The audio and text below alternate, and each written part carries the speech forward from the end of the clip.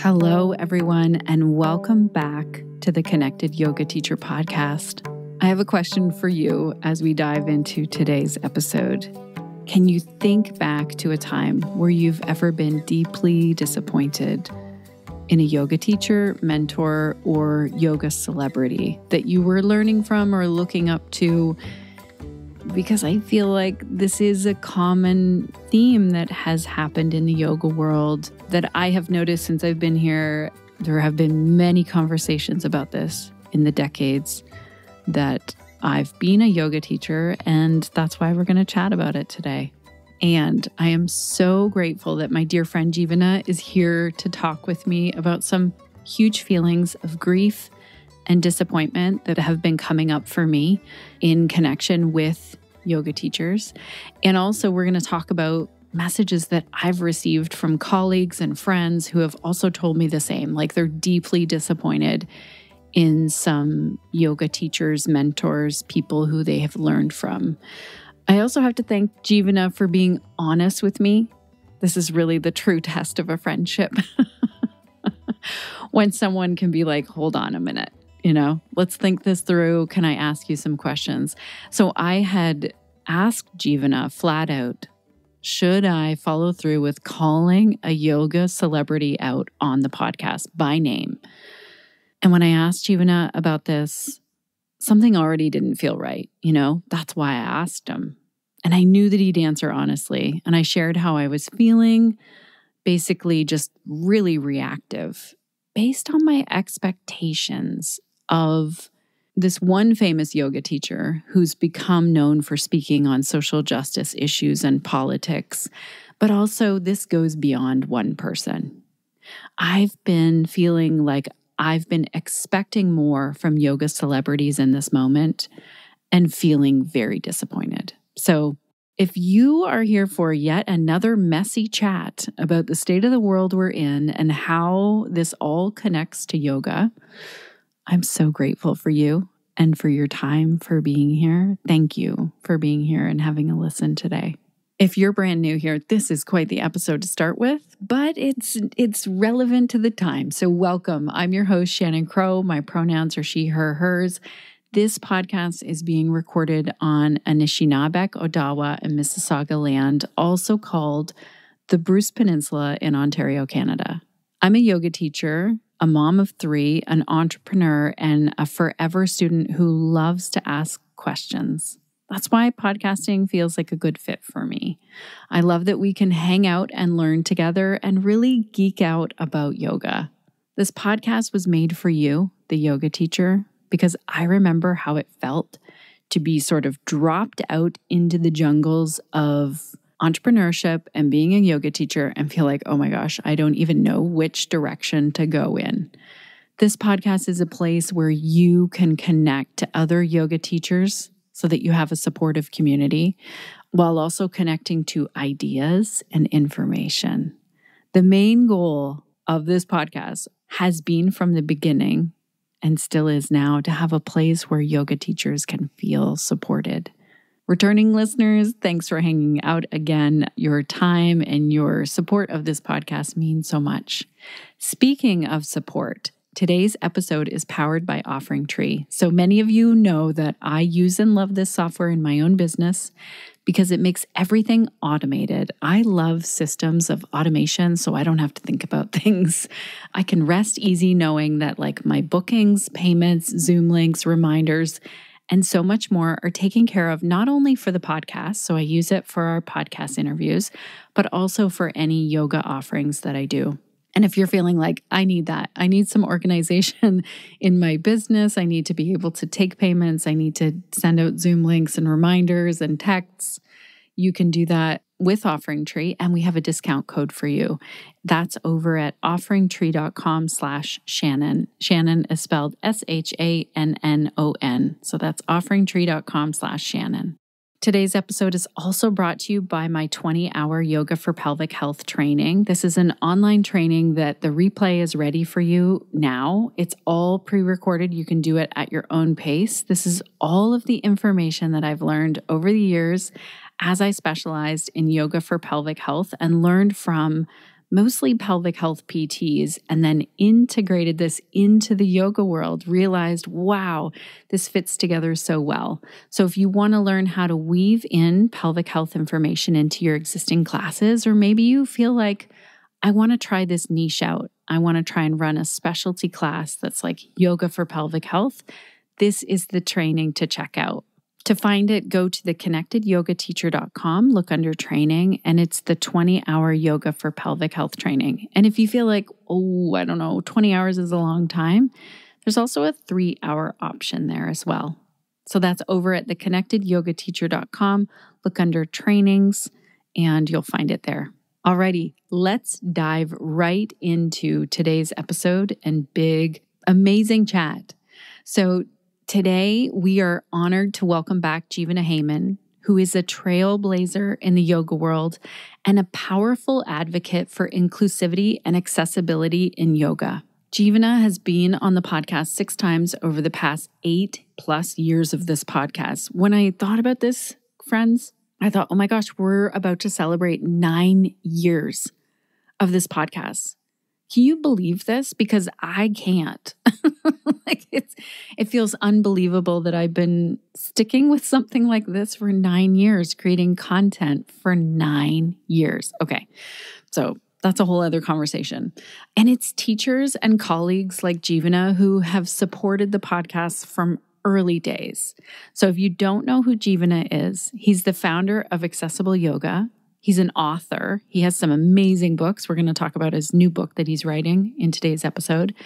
And he's really revolutionized the way we think about yoga by ensuring that the practice is available to everyone, regardless of their physical ability, their size, their age, or their background. With decades of experience as a teacher, leader, and mentor, Jivana brings a unique perspective to today's important and often challenging discussion. Jivana shares in this episode his insights on this really complex topic of when yoga teachers disappoint us, whether it's through actions that fall short of our expectations, problematic behavior, or situations where trust is broken. And as you know, if you've experienced this, these situations, these experiences can be deeply personal and disheartening.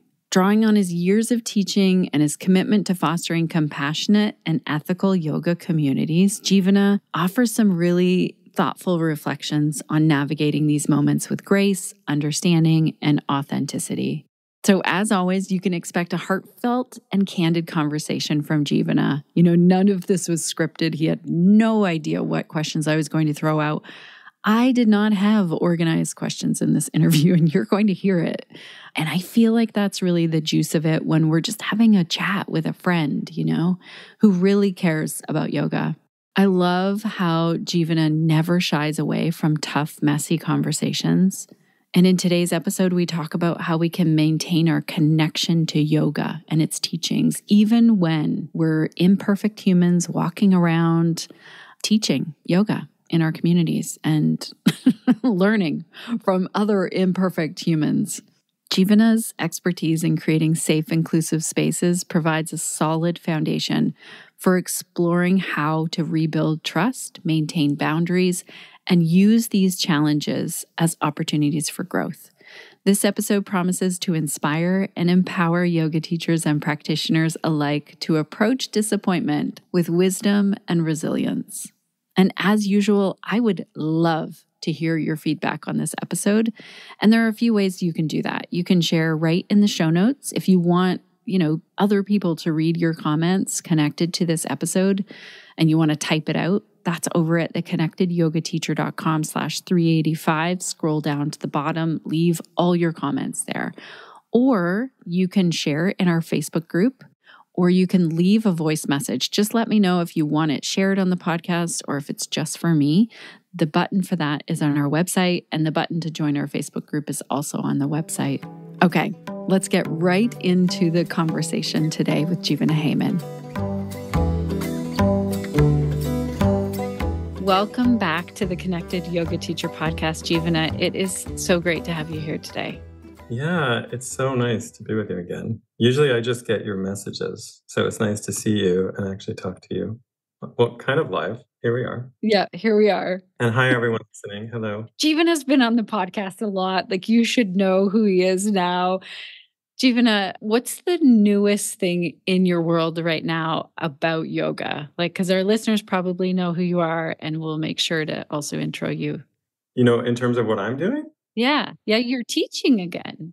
Well, yeah, I mean, I'm teaching more. I'm definitely teaching more. I was teaching all along, but, I was also running a nonprofit. So we let the nonprofit go, and I'm like really just focusing on teaching, and it feels great. I'm teaching a lot. So I have 2 courses running now, and I'm working on writing my 4th book. So I just feel really excited about teaching and practicing. It's what I really care about. And, especially I think when life is challenging, for me, I just go back to the teachings and try to deepen my practice. And teaching really inspires me. I love to be around other people that are learning about yoga and talking about it, practicing. So I also just love yoga teachers. So just like you, I think it's just I love that yoga teachers are out there trying to share, something that's so powerful and beautiful and just makes me so happy. Also, you ran a 5K, was it? Oh yeah. How'd that go? I didn't even ask you. Well, that was the other piece is that I've actually, ever since COVID, I ended up getting rid of my car and I got a bike because I live in a pretty small town in Santa Barbara, California, which is the land of the Chumash, by the way. But biking for the last few years has really helped me connect with my body in a different way, more than asana. Like not more, just like on top of it, like more physical exercise has been really, really good for me. And I'm getting old. Like I'm 57. You. Huh? I wouldn't have guessed that. Okay. Yes, I'm gonna guess. I'm 57, and which is kind of like it's considered a younger, older adult now, Okay. like 55 to maybe 65, the younger, older adults. But so then I started running. I don't know why. I literally I used to walk on the beach every day, and then one day I just decided, you know what? I'm just gonna run. Oh, I know what it was actually. I saw there was an older man who I used to see every day. I would walk on the beach for a really long time, and I saw this older man running, like much older, and I was like, "Wow, like he can do that." I was like, "I'm gonna try it," and so I just started running, and like after a few months, I decided to do this 5K, and it was hard, but I did it. I'm Oh so my excited gosh. about it. I can't Yeah. imagine running 5K at Really? all. No, that's inspiring, Do you actually. run at all? After my kids and playing soccer, sometimes with the dog, like for short bouts just to Yeah. play. Yeah. Yeah, the dog actually gets me running any more Yeah. than anything but she thinks I'm very slow. I always say, like, if I'm running, you better run also. There's probably a bear or something. Oh, no. But Yeah, maybe. probably up there, that's true. I love it that someone you saw, you're just like, "Wow, that Yeah, person's inspiring. I'm gonna try that." I know, right? We never know who we touch in our lives. It's so interesting. You're just living your life and someone's really inspired by you. Yeah, so maybe I can inspire someone else in their late 50s. Just go run. It's just fun. Run. I just ran short bounce and then more and more and more. I'm still working on it, and I pretty much run every day. And my goal, I can't believe I'm gonna say this out loud. Oh my God. Is to do like a mini triathlon next year. So that's really what I'm working on. Oh my God. Okay. Said it out loud on a podcast. You sure did. Now we're all gonna hold you to it. Yeah, which is an open swim in the ocean. That's challenging. I love swimming in the ocean, but not like any distance. I'll like jump in the ocean and then Right. jump out, you know?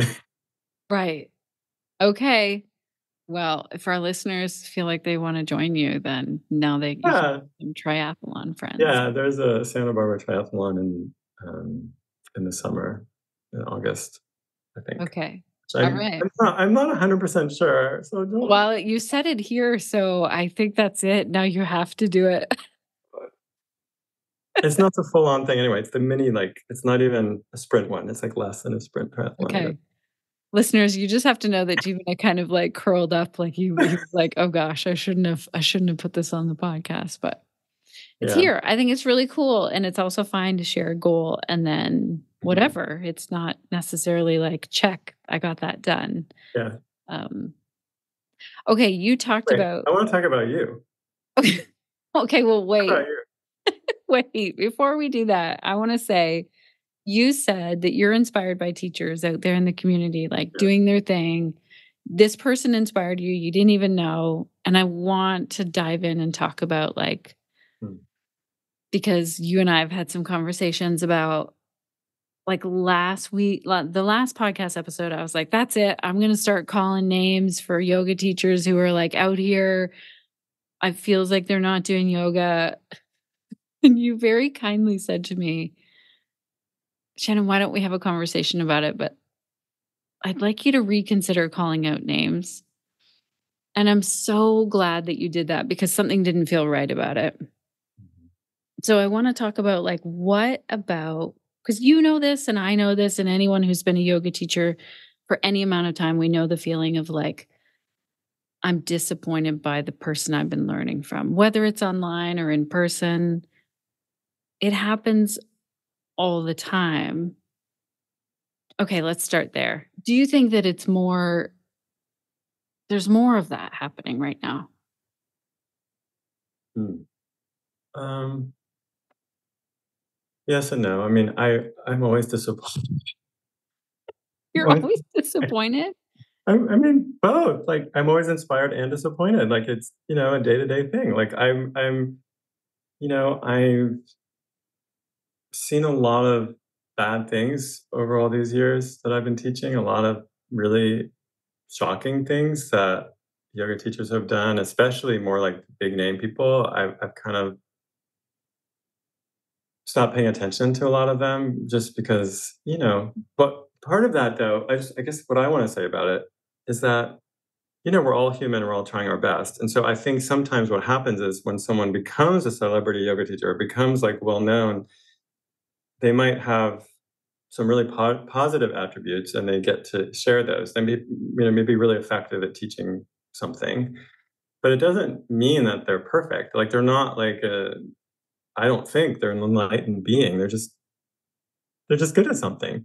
And then there's stuff they're really bad at too. And so I just think like what I've seen over the years is like these people that we tend to hold up as celebrities, they're just human and they have their flaws and they have their positive characteristics too. So I've been disappointed by a lot of people. My teacher, Swami Satchidananda really disappointed me. I mean, he was having sex with his students. And once I figured that out, I was heartbroken and really, totally changed my life. Like I had dedicated myself and decades of my life and energy to him and his organization. And then it all fell apart, and I'm still struggling with that. And I think there's been so much abuse. I mean, that's maybe the extreme version of it, right? Like it's not always abuse. It can just be mild disappointment. But I kind of think that's a theme in contemporary practice, if that's what you mean. It's happening more that we're kind of like no longer, we don't have these idols that we can hold up. And Right. I think we have to do it ourselves. When did you ever in that journey feel like, that's it, I'm quitting yoga? Um, that's a good question. I don't think I ever thought that. Okay. I don't think I could ever. I think there's a moment where I might have thought of not teaching.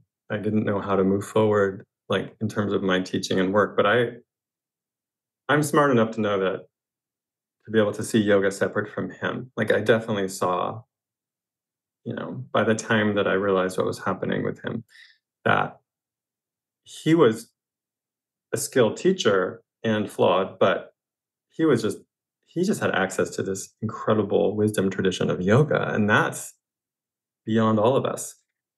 Right. And so, thank God. I really love that you brought awareness to that we can learn a lot from someone and sort of hold that and take that, and it's not connected to Like all of it doesn't come with it. Like your teacher was abusive to his students. And that doesn't mean that all of the teachings that you learned are now completely like throw everything. Right. I know that's a question that comes up a lot. Like, can you separate the teacher from the teachings? And I would say you can definitely separate yoga from the teacher. Right. I don't know about separating the specific things that person says from them. That's harder to get at, to dissect. But I would definitely say the yoga is like, we're looking at a tradition that's thousands of years old and that has been transmitted through countless people, mostly anonymous teachers and practitioners from South Asia. And I want to just speak to that for a minute, like just the weight of that to me, that I think about that all the time, actually, about these unknown teachers and practitioners who just kept these teachings going. They didn't have big followings or whatever. They're just doing what they love. And I feel like that's how yoga got passed down for so long. And even my grandmother, who first taught me yoga when I was a young child, she wasn't even a yoga teacher. She just was a passionate yoga practitioner and she loved it and she taught me. And I think that's it. That's like, you just share what you love and respect the tradition as something beyond an individual. It's not about us. Right. Okay. So don't hesitate to say, like, Shannon, here's where things went off the rails while I tell you like something that happened. And parts of this. Yeah. So I saw a post come up right before the US election, which I've already talked about the US election in the previous podcast, and my thoughts on it as a Canadian. And this post was like, here's why Donald Trump is not connecting with the yamas of yoga. And I immediately felt pretty triggered because it was then a like vote for Kamala Harris post. And I got snarky. I'm not going to lie. In my stories, like tagged the teacher that posted it and said, are you going to do one of these for the existing government in the US? And I was a little bit shocked that I even got an answer because this is a huge, like, as you said, like yoga celebrity. So this person wrote back and said, why don't you do something? Because I had said something about like, it's important that we're speaking up for Palestine. So I guess I want to throw this out there that I've been looking at it more.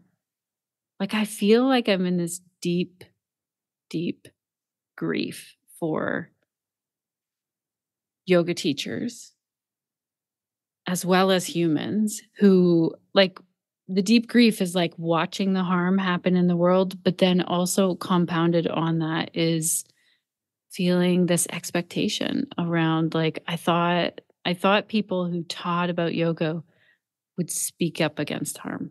Yeah. And so I feel pissed off. Yeah. And like I want to get someone's attention. I want to call someone out. I want to say like don't follow this yoga teacher anymore or tell them that you're upset with them because then maybe they'll use their platform to speak up. But I think thanks for going through that again, because I actually think when I heard you just explain it now, there's a really, really touching part to that to me, which is that your grief, you said, I feel deep grief. And, I can relate to that because I do too.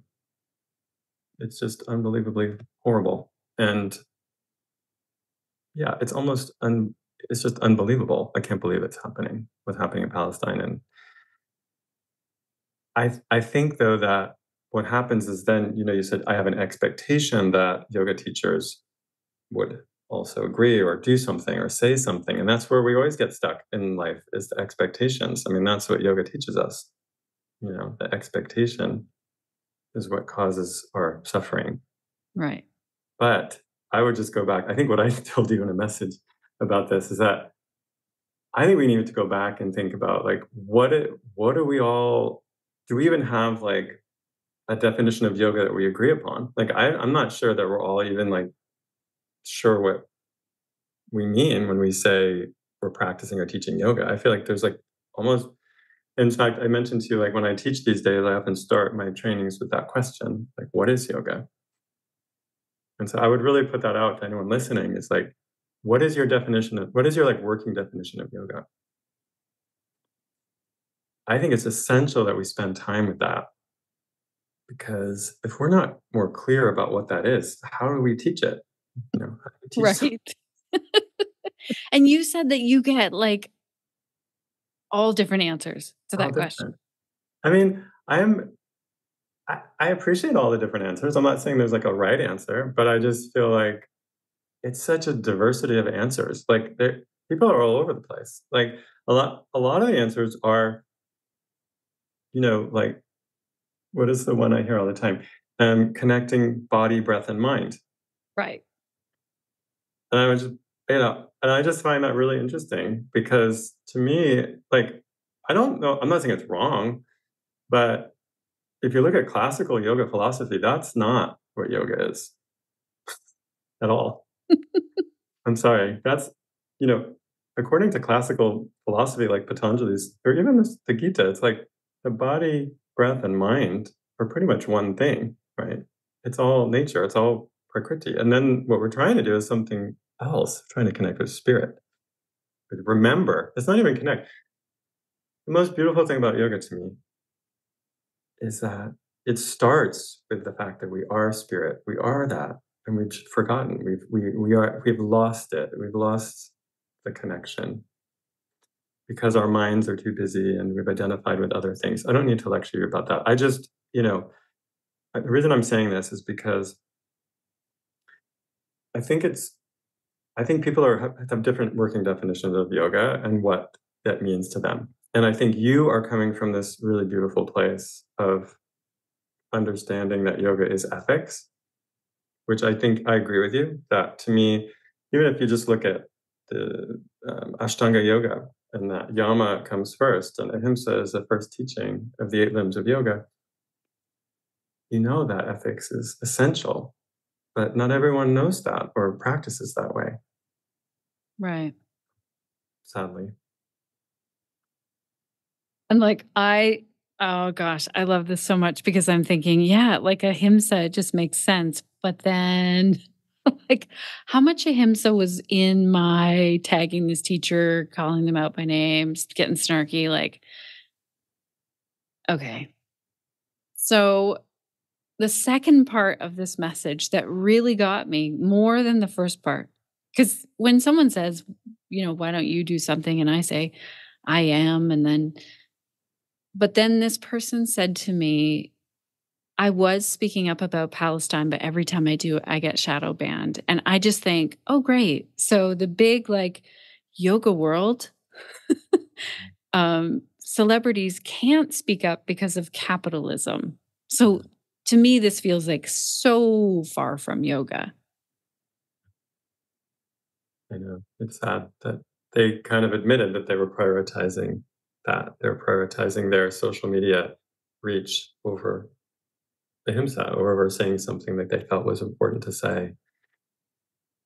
It's disappointing. I mean, I'm not trying to talk you out of being disappointed. I think it's incredibly disappointing, and I think you should unfollow them and you should maybe move on. But I guess I was just thinking, to me, a way forward is to try to work together. Like, I have an activist background, which, I had my angry days calling people out and doing some really intense stuff.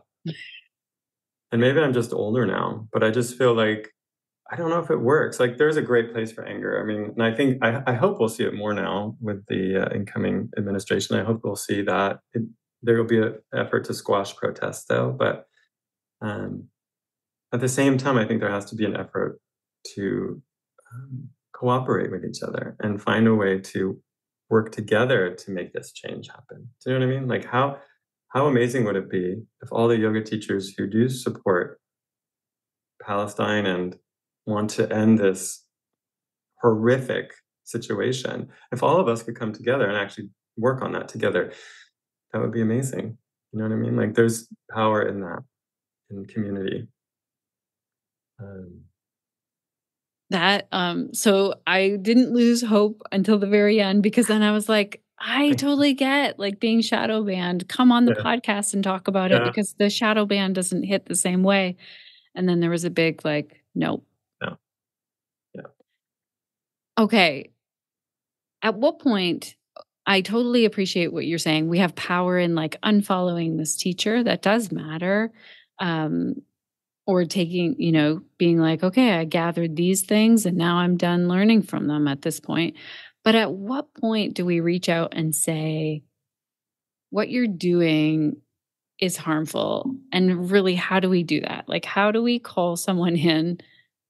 I think in our culture, like I have hit this, I jump to like being defensive and, we feel shame when someone calls us in or calls attention to something that maybe we could learn. How do we do this in a way that's I mean, I think the challenge is to do it without losing our peace. It's like how I think you should keep doing what you're doing and be an activist and keep speaking up, actually. I think you're doing everything right, to be honest. I just don't want you to be, I want you to protect yourself. I think there's a way you can do that right? so that you don't get burned out and Right. disappointed, Right. because I think that your expectations of what other people could be doing are the issue. Right. It's Yeah. never, yeah. People never are going to meet your expectations. What's the yoga pose for that?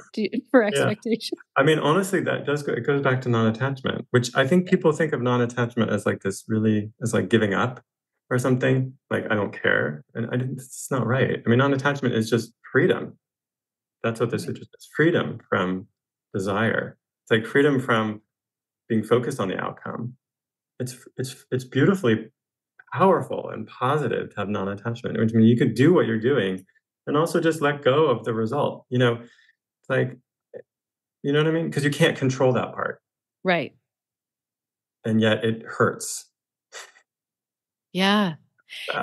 I'm just thinking back to like my first yoga teacher training. I did this meditation. It was all about non-attachment. It was one of the most powerful ones. So now I feel like I might go revisit that again. Hey, Connected Yoga Teachers, I am popping in here to talk about our amazing sponsor, OfferingTree. And I wanted to share a couple of things. So one is there's a really relevant article written by our very own Sinead O'Connor from our team, and also a webinar that was done a while ago in partnership with Jivana Heyman and OfferingTree. It's an on-demand webinar. It's free to access. I think you just have to give your email to access it. I'll put the link in the show notes, or if you're driving and you're like, gosh, I forget what it is, Google OfferingTree and Jivana Heyman, and you'll likely find it, but it will be there in our show notes for you. It's just that it's a really long link. And in that article, Sinead summarized how we can make our yoga classes more accessible. And then also embedded in there is that video of Jivana teaching, which is so cool. This is just one of the reasons I love partnering with OfferingTree, because they truly care about continuing education for yoga teachers. And they especially care about how we can use yoga in ways to help society. So they're always like having conversations about how we can make yoga more accessible. And it shows up that OfferingTree has really strong community values. It shows up. They also make my life easier. I love that too. They have simple and easy to maintain websites, also booking and payment options. The ease of using OfferingTree is unbelievable. Oh, one other thing I have to tell you about, and it's happening like today when this episode drops, there is a webinar that I am hosting, actually. I am really excited about this because OfferingTree is having me on to host the question time. As you all know, I love to ask questions. And Billy Smith is showing up to teach us about how to make yoga more inclusive and accessible, especially when we're just starting to learn about how to make yoga accessible to the LGBTQI+ community. This is super important for all of us as humans walking the planet, but definitely as yoga teachers. I've learned so much over the years, and it's from people like Billy. So I'm very excited to be part of this. If you're already an OfferingTree user, you can find that by going over to offeringtree.com/webinars. You can sign up for it. Whether you're a user or not, you can sign up for it. I'm just not sure how the replay works. I know the replay is going to be ready right away, as it is with all of their webinars. I just don't know how it works if you're not already using OfferingTree, how the replay works. It might just work by putting your email in there. I'm not sure. But ask the team at OfferingTree if you're like, hey, I really want to access this information. It's an amazing thing when a software company for yoga teachers and yoga studios offers continuing education for free. It's unbelievable, actually. And I love that they do that. So if you are also thinking, well, I need a software that like does a website, helps me with my bookings, payments, all the things, head on over to offeringtree.com/Shannon because we have a discount code for you over there. Alrighty, let's get back into today's episode and this conversation with Jivana Heyman. Okay, I guess I want to call attention to someone else reached out to me this week. They've been studying with a teacher for a long time. This teacher has said nothing about Palestine but yet has talked about other like big world events and how to hold space for those times. So this yoga teacher that reached out to me was like, Shannon, I'm going to have a conversation with this teacher, and how should I do it? And I was like, good luck. Like if we have a connection with someone, I think it's better. Yeah. Are there times when you'd be like, I'm going to reach out to someone and call it? Yeah. Oh, totally. I think directly connecting, like I said, I think what you did was great. I don't think there's anything wrong with directly communicating with someone about their actions and telling them why it feels wrong to you personally. I mean, that's important. That's how you are in community with people. That's different than talking about them in third person, or like what feels like calling out to me feels like a little bit beyond that. Like it's not a direct conversation. And it doesn't give them a chance to respond. And I don't feel like it treats them, I don't know, or like respects their humanity in a sense. And the fact that they're trying their best too. Like I just trust that people are trying their best. And but there's nothing wrong with, I mean, that's what I would suggest, is actually directly addressing things with people as best you can. I mean, this is maybe a small example of that, but I had a student ask me the other day, she manages a yoga studio, and there was a student coming who was causing issues for everyone else. Like, how do I handle it? I was like, you have to go talk to them. Like, you just need to go talk to people. Like that's the only way. Is just go direct. Don't talk around them. Don't talk about them to other people. Just go to them and say what you see, and try and do it as kindly as you can, as neutrally as you can, without attachment to what the result will be, but just with care and compassion for them, but honesty. Like, this is what I see happening. This is how I feel about it. Like, use I statements, just like in any relationship. I love this. Yeah. I don't know that is celebrated enough in our culture. No. Yeah. Like, I don't know if it can be hard on the receiving end of it also. So the thing that I've noticed with this, because I've been on the receiving end of that feedback where I needed to listen. I've talked about it on the podcast. You mean in your personal relationships?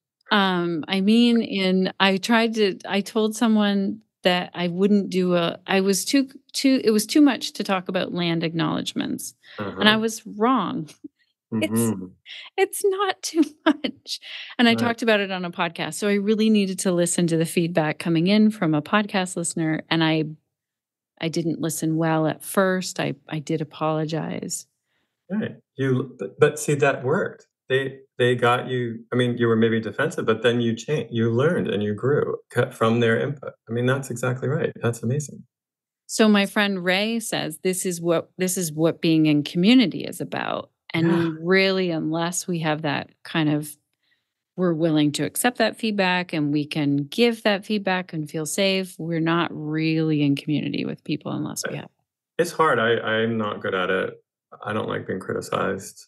I got some feedback a couple of years ago. I remember I was really defensive about it. But that doesn't mean that it didn't work. I think it just took, I think I wasn't ready. And I think that's maybe what you're saying too about your example about land acknowledgement. Maybe you just weren't ready. But it still opened something up. It's opened some awareness. It's hard to be criticized, which is why I say do it kindly. Really, when you're giving someone feedback or criticism, try and be as nice as you can about it, because we're mostly really insecure people. And I think if we want people to hear us, we have to use some kind language just to get that information across. But that doesn't mean that we're not honest and direct. Like, I think it's really important just to say what it is. Right. Especially with our teachers. I think it's really essential that we speak up to our teachers. Actually, I think that a lot of the abuse that has happened in yoga in particular is a result of allowing teachers to get away with way too much. No one's calling them to account. No one's holding them to what they're doing. Like, no one's making them align their actions to their words and to live up to what they're saying they are about themselves. So what happens is the people around a teacher are often the kind of like followers who just want, or somehow and are often benefiting from that closeness of the relationship to the famous teacher or the guru. And I know that's what happened in my tradition. It's like the people around Swami Satchidananda were the actual problem. Right. They were the ones that allowed it to continue for so long and continue to defend him even now.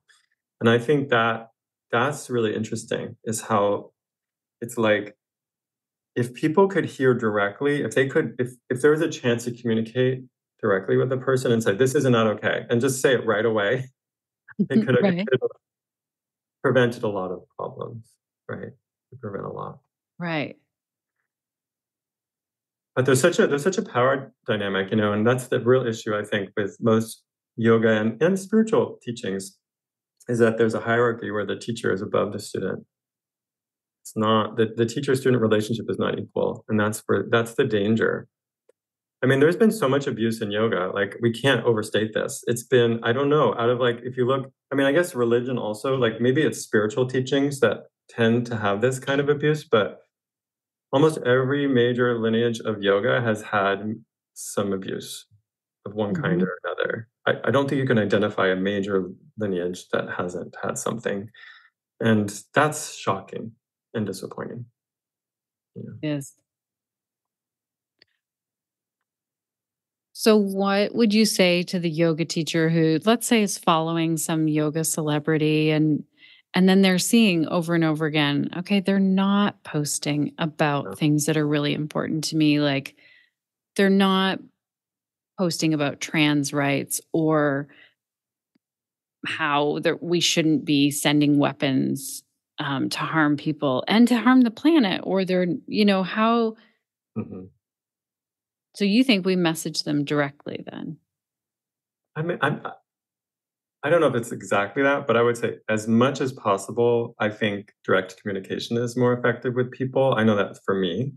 I personally, if I was doing something wrong, I would prefer to get a private message from someone that was kind but direct. Like, I would rather not be criticized publicly. That's kind of embarrassing. I mean, I am often, like, it happens, and I often ignore those because I feel like it feels like an attack. Like, I don't need that. Like, my life's hard enough. Like, I don't need to be attacked. If you want to tell me something, say it in a rational way. Like, I'm open to listening, but I don't really, you know what I mean? Like, Yes, I know, I do. I also recognize that not everyone's going to agree with me. Like, there's a big world out here, and social media is like an open forum. And so I think those of us that are on here, and especially if you have any kind of following, you're dealing with a lot of people that you really don't have a personal connection with. And so I don't feel responsible to, like, agree. Like, not everyone has to agree with me. But if you disagree, say it nicely. And even better, send me a private message. I would prefer that. And make a case. Like, explain, please. Like, I would love to know. Like, what am I doing wrong? But just be kind. Like who, you know what I mean? Like who wants to be mistreated? Like nobody wants that. So helpful.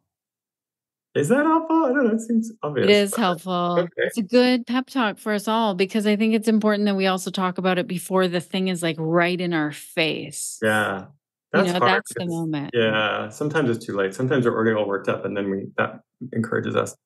The energy of the anger makes us speak up.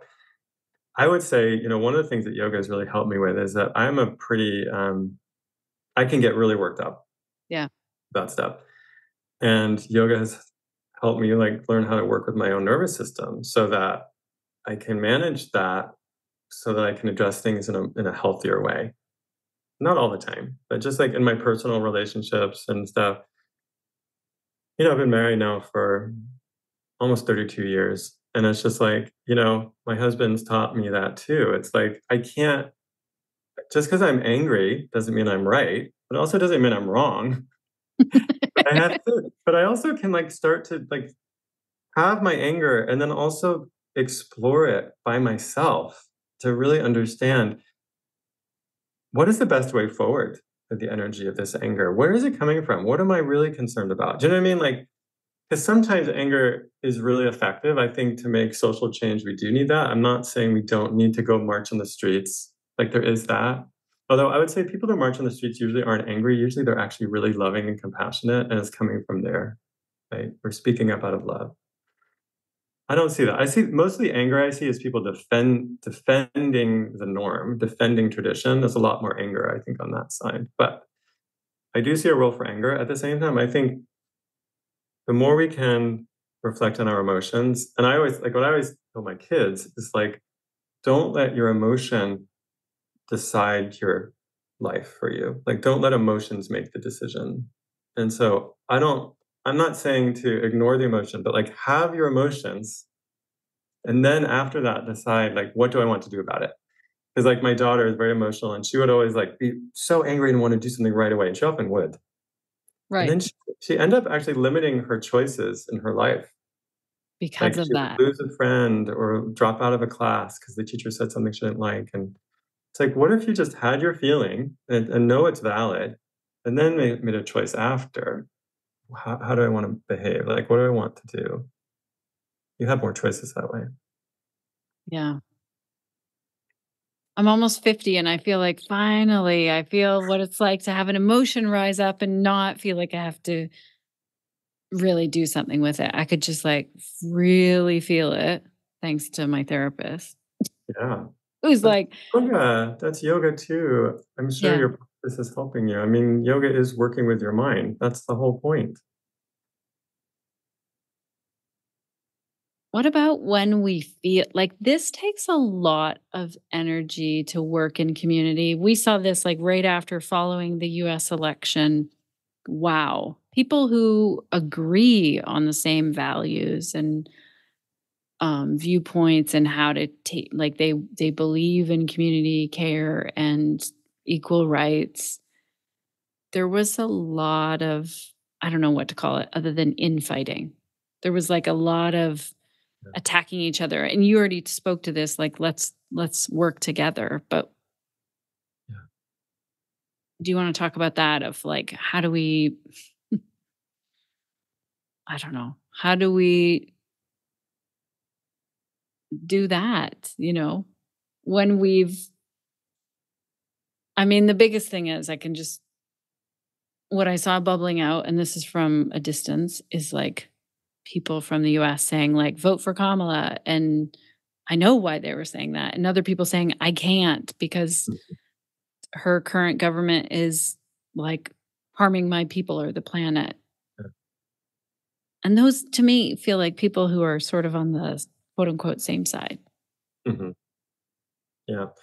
I know. It seems like the left in general hasn't been able to coalesce. Like there's a lot of infighting. And I think we hold each other to a very high standard on the left.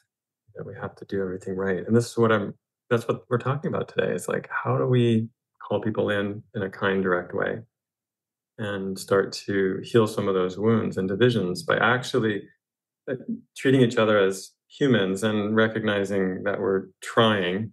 if you're willing to be in a relationship with me, that means you're willing to look at yourself and be honest with me too. So that's where I think we can always benefit from. I don't have an answer for like US politics. I mean, it is a disaster. Like I honestly, it's a disaster. But I just go back to what can I do? And honestly, I want to say for everyone who's a yoga practitioner, yoga teacher, I do think that we have the tools. Like we are so lucky because I do think we have the tools that are needed for these times and for any time, which is we know how to work with our minds. We know how to handle our feelings and work with our nervous systems. Like that's what yoga is for.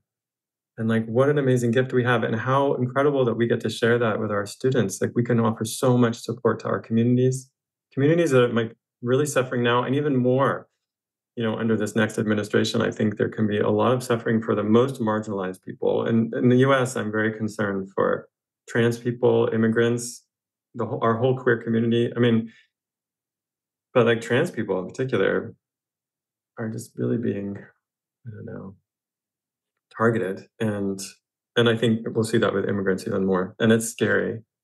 So I don't know, there'll be things we need to do in terms of action, but in terms of what we can do, what I know we can do is teach yoga and share it as widely as possible and give people the tools they need to find these things themselves, to be able to process what's happening. I mean, it's hard because it's like, sure, we should probably give people food. You know what I mean? Like all of us should just be like doing that, like giving people food and making sure they have shelter, but it's like, we also have yoga. Yoga is like at the next level. And hopefully someone is safe and has food and the basic needs met, then we can offer these yoga practices to help them regulate themselves and to find some sense of safety inside of their bodies, which is really, really powerful. Mm. One of the things that happens in trauma and that I think is so beautiful, there's a teacher, Zell Amanzi, that shared this idea with me, and it was very touching to me, which is that we often tell our students to turn inward and connect with themselves, and kind of like as if you can find that home, that place of home that feels like home inside. But for those people who've had trauma, or for whatever reason, have been told they're not okay, they may not have that place inside. They don't know they do. They don't know how to access it. It might be uncomfortable. So telling people to turn within can sometimes not be effective. And so we have to work at it more slowly. We have to find a way there, like help them. It's like a journey to find a way back to themselves, and I think there's so much work we can do as teachers to do that, to help people find a way back to themselves. Very true. Oh my gosh. It just reminds me of like this so many stories of yoga teachers saying like, "Oh my gosh, this student came and spoke to me and told me what a difference it's made in their life." And um it's tiny, tiny ways that we make an impact. And yoga really not just like, okay, let's stretch and breathe and be more flexible. That Right. part of that makes me a little bit angry about the yoga world. Yeah, right. If you're only using yoga then to just be okay with the norm, you know what I mean? Like, is that yoga? I don't know. I think to me, what happens is that there's more of as we turn inward and find some place within ourselves, we start to recognize that within other people. I think that's what the goal of yoga is. Right. That once you connect with your own heart, then you see that other people have that same thing and that they're just like you. And so I think seeing that connection with others is the answer. Yes. So maybe I can blame yoga then when I feel like Yes. so much grief right Great. now, like so I much totally think you heartache. can. I think it is exactly. You're such an amazing example of a yoga practitioner who has taken that to heart. You actually like compassion is a practice. It's actually, or the result of practice. It's basically shows that your heart is open and you connected with others and you feel their suffering as your own. Literally in the Bhagavad Gita, it says um, that once you, well, I could read it if you want, but I'm paraphrasing. Krishna basically says that once you connect with yourself and you see that you're a spirit, then you see the same spirit in everyone and everything, and you feel the suffering of others as your own. Yeah. This is why I can't handle when people tell me just shut the news off or just go meditate or just maybe don't maybe like just don't follow it anymore and Right. just focus on yourself. I'm like, I was and now I feel like that's what I'm doing. Yeah, I love that. I think that it's like yoga doesn't always feel good. That's the part. Like, I don't know that we understand that. It's not like feel good thing just to always go to yoga class and then walk out and you're blissed out. I mean, I think that's a little bit limited. Yeah.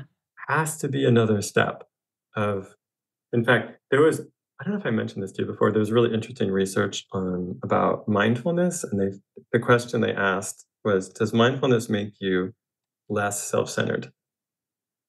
Okay. What do you think?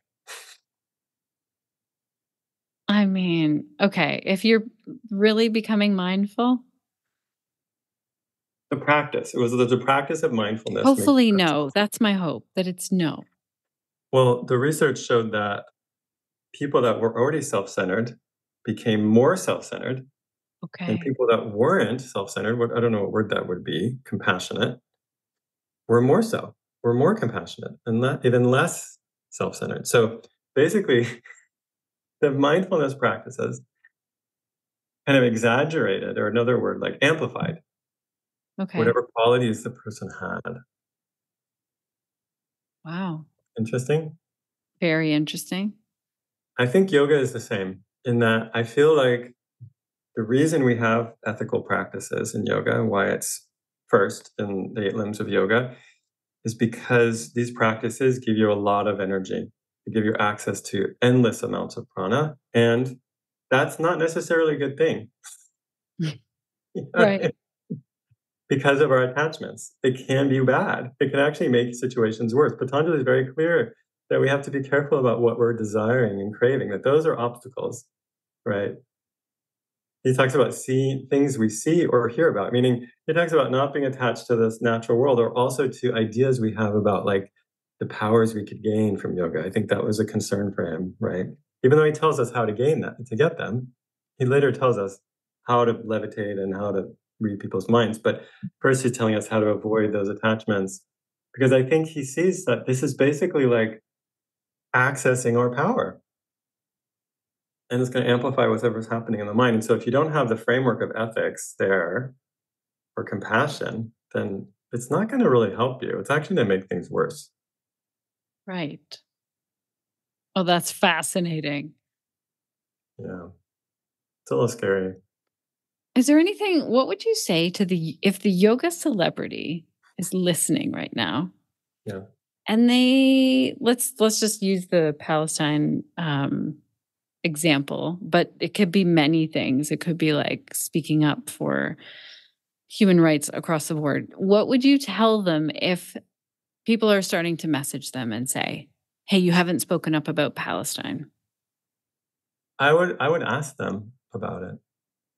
What's your experience? Why haven't you done it? I would try to get. I would listen, try to understand. I would try and be compassionate and understand where they're coming from, and figure out maybe work with them and try and say, "Oh, I see. This is your obstacle," and then I would try and work through it with them.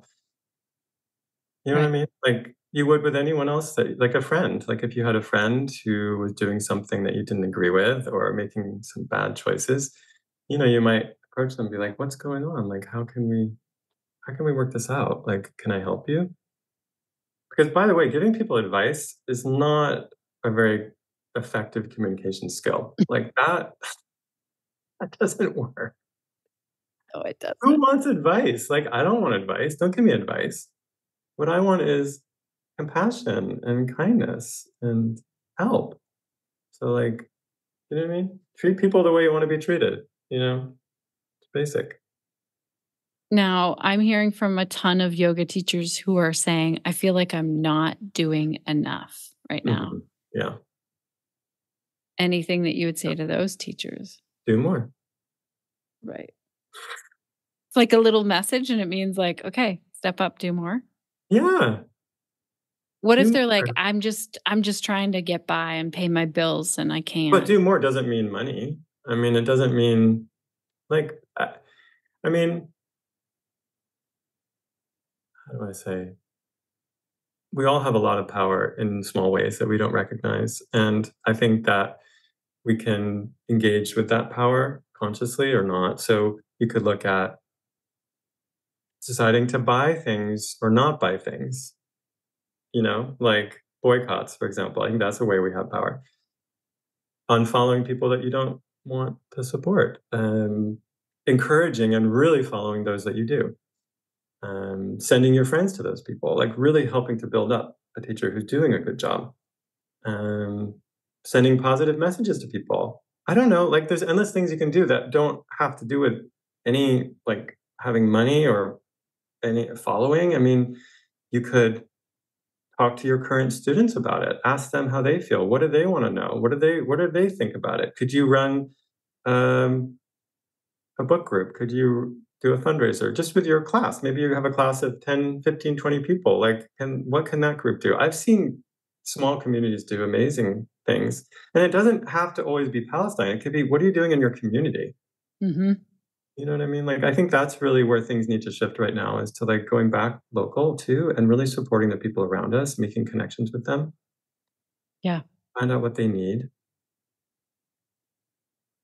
Oh, that's powerful. Cause I was just thinking about a neighbor complaining about like how many unhoused people they're seeing around the street. And I was just like, I don't think anyone's choosing that. No. Cause the way they were talking about it, it was like a choice. I'm thinking, well, there are more now than there were before. So do you think it's like more people are choosing that in our freezing cold Canadian winter here? Oh my No. God. It's like, so I love what you're saying. Instead of being like, "Wah, what are all these people doing on the street?" Maybe then we ask like, what are the support systems for someone to become housed again? How can we? Yeah. Okay. And one last thought about this is that it doesn't, this might sound, what's the word?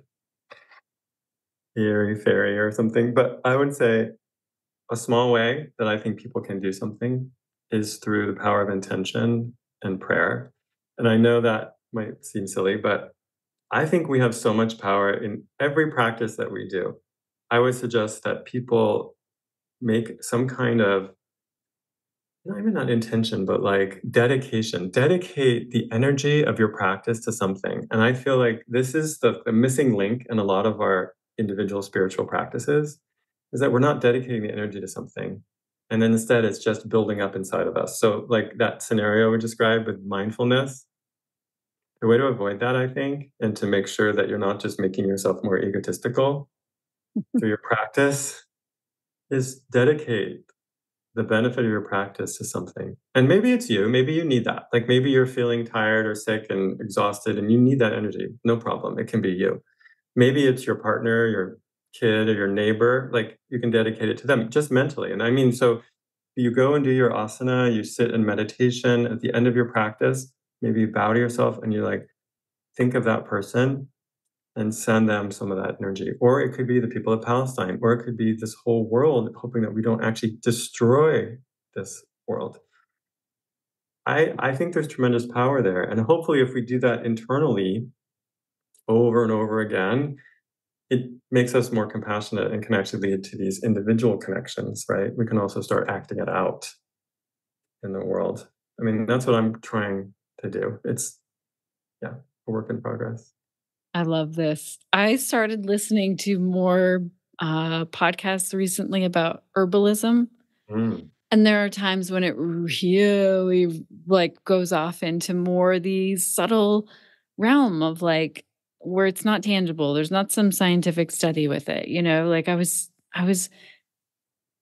I have 5 liters of, I know you're American, so it's a huge pail of yeah. marigold seeds. Wow. And I'm separating them and I was listening to all of the things of all cultures of marigolds, like the Mm, intention of marigolds and the seeds. And it made such a difference in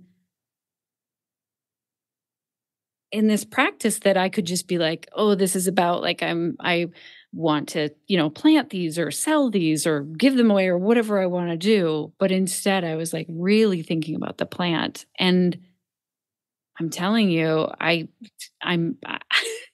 I love science and like that side of things. And I fully am embracing like whatever we can't define yet. Yeah. I mean, that's what I guess I'm trying to say is that through yoga, we have access to so much. Like there's so much potential, endless potential. And I think that makes it so powerful. And it seems to me like the theme of this conversation to me is how sometimes that power gets abused or not used correctly even. So how do we all start to engage that power in a more effective way, in a more productive way, in a way that we're of service, to be of service. Right. To be of service is really the goal of yoga. Am I allowed to ask you now what your book is about, the fourth book? Yes, it's about making meditation accessible and more subtle practice. So, Right. yeah, meditation, pranayama, and asana, of course. But like I just feel like there's yoga is really a practice of meditation, and yet somehow that feels like it's been taken out. And so I just Yes. want to make sure it's still there, right? Like, Will some working. of this with the intention be in there? Like, Oh yeah, oh yeah, good. Good. oh yeah. It's on my mind a lot right now. Um, I mean, our minds are so powerful, right? But like, how are we using them? That's all. Is there a practice that you're doing right now related to your meditation or yoga practice that is specific to like grieving for the destruction that's happening to the earth and to the people of Palestine and Lebanon and Sudan and the Congo? Like, is there something that you're I mean, it's doing? what I'm describing to you in terms of dedication. I spend a good amount of my practice doing mantras for peace, and then I I do or an arati. An arati is a light service, or like what you do is you chant a mantra and wave a candle in a certain way. And then you also have an intention, like what you're doing with the energy of that light and where you're sending it. And so you can feel like I focus on feeling that, like I'm sending it out to people who need it, to those people, even around me or those people in the world who are suffering. I also think another practice that comes to my mind is Pratipakshibhavana, which is often I think misunderstood as like replacing negative thoughts. And that's not really what I'm thinking of. I'm thinking more of the second part of it, which is to reflect on the outcome of negative thinking. And so I find that like the current like horrible news in the world is quite defeating. And so I feel like I'm losing energy. Like it makes me feel like I have no power because the world is so bad and everything's terrible. Do you know what I mean? Like there's something incredibly Yeah. defeating about Yes. that. So I've been thinking about this practice of Pratipakshibhavana, not as a way of just disregarding that suffering, because I think that's dangerous, but just again to recognize that there is power. I have power, you have power, and connected. We did connected yoga teachers. There you go. All connected, we do have power to make change. And I look at nature, like I know that's a big part of your practice. Like when I'm outside, I just think, wow, like there's so much power here. Like nature is just so full of energy and prana, and it just gives me hope. Like I just try not to lose hope and faith, right? So cool. My friend Rula said that's a practice in itself, Yeah. like to hold on to hope. Yeah. Yeah. We need hope no matter what. I think that's beautiful. I love Rilla. I love her saying that. I Mhm. feel better. But it can feel kind of forced. So I just, I don't think we have to force it. I would just say another way for me to connect with that is faith. Having faith in something or in myself or trust. Which I think of like Ishvara Pranadhana, just like surrender. There's a bit of surrender of like trusting that either the wisdom of me and all of our ancestors, by the way. Like, I feel like that's important to recognize the fact that I'm here because of all the people that came before me and their wisdom and their hard work and efforts and their positive wishes for me. Um, there's so much potential there. I just don't want to let it go. I don't want to waste that. Oh my I don't gosh, I know if that love makes that. sense. This is a good question. I've never really had to verbalize it so much, but Well, I hope our listeners share what is yeah. helping them and what's frustrating them and what's, all the things. And to anyone who got really nervous that I said I was going to start naming names, because there might be a few people on the list, then I don't know, have a look at it. And if you were going to name my name, just send me a private message. Jivana Joy, better that way. I just gave my email out last week and was just like, just do that. Just message me if you don't agree with me.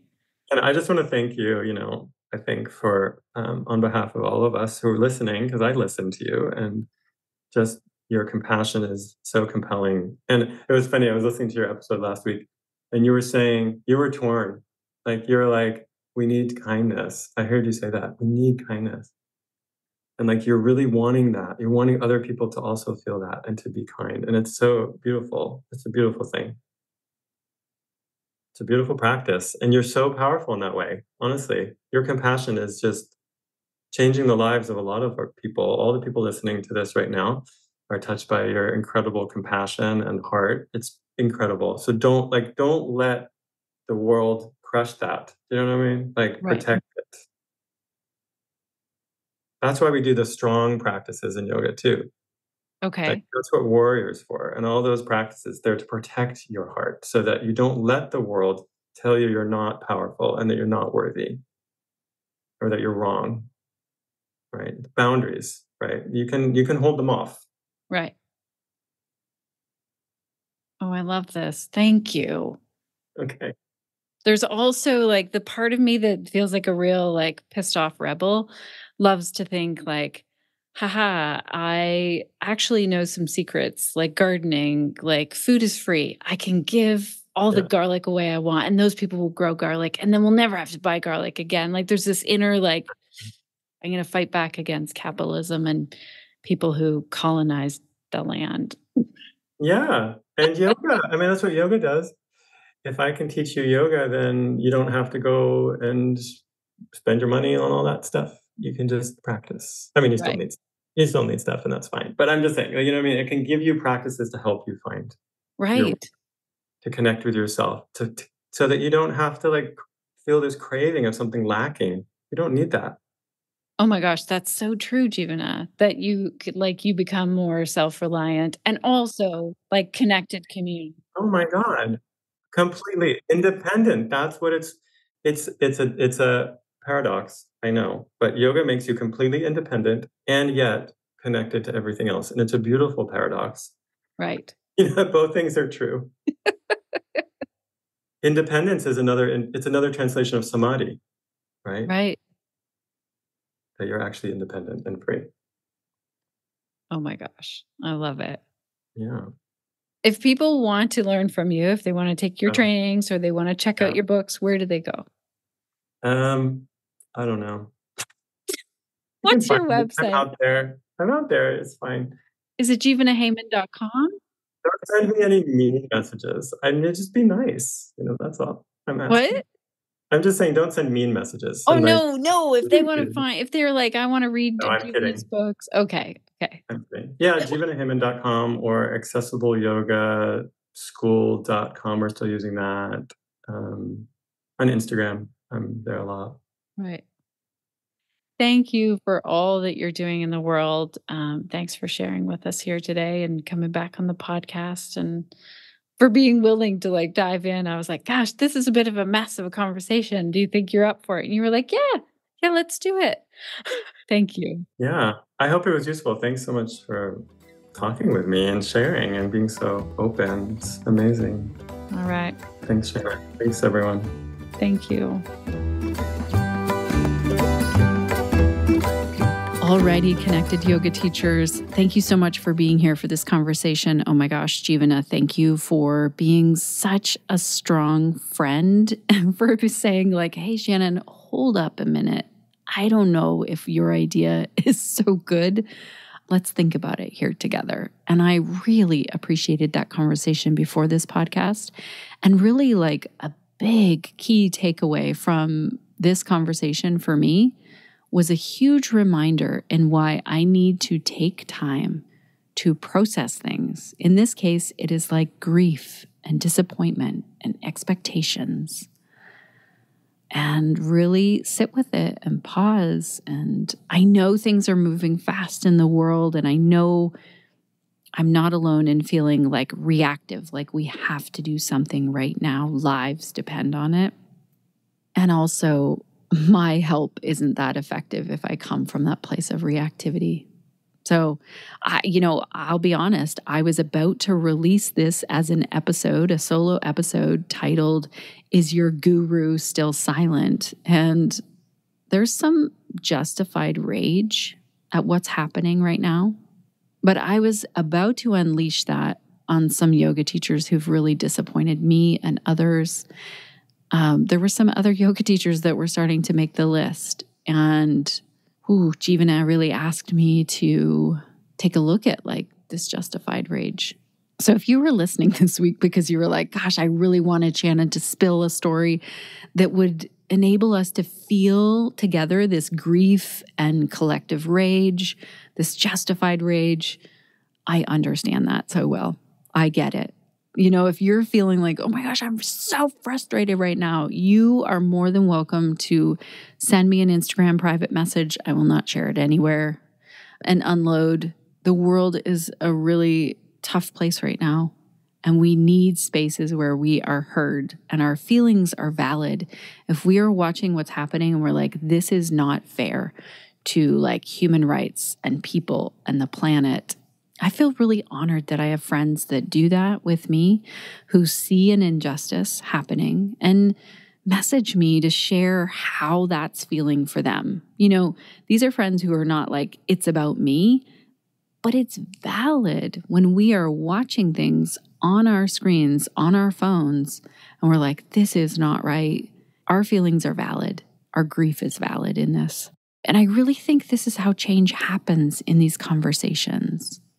I had a powerful conversation with a yoga teacher last week who was living in Lebanon and had to leave because of the bombings.